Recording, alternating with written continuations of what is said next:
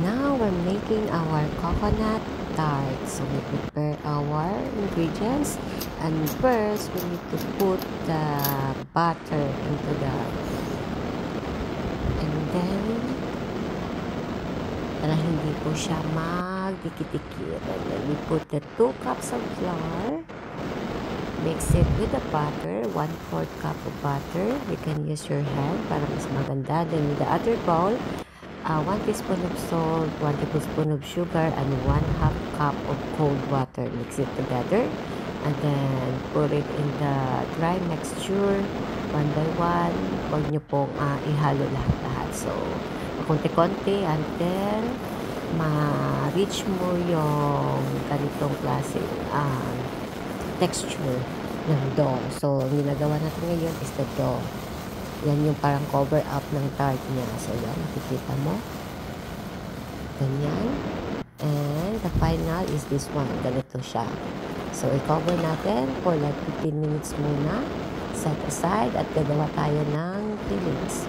So, 1 cup ng condensed, and then 1 teaspoon ng salt, lagyan natin ng vanilla extract, and 3 eggs.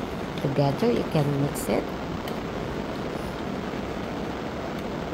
And after that, pag na-mix mo na ng mabuti, pwede mo na itong lagyan ng evaporated milk. So, 1 can of milk. So, medyo marami yung ano nito.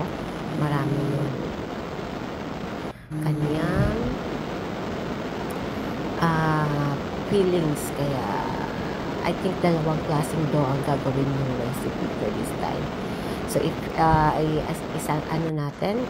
natin ng 3 times, and then i-preheat natin yung ating oven para mamaya pag nag-ano tayo sa mainit na.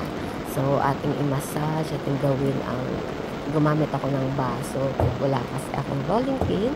And ito, i-flat natin yung dough, ilagay natin sa ating pan. I-forma natin yan. Like that.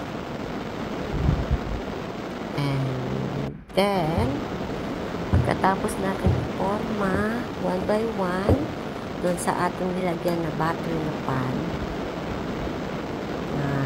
Check nyo lang kung paano gawin. Pwedeng gawin nyo ng makapal, pwede rin manipis. So, it's up to you. Yung ginawa ko is yung manipis na tart. Here it is. Yan. Lagyan natin ng coconut strip per pan.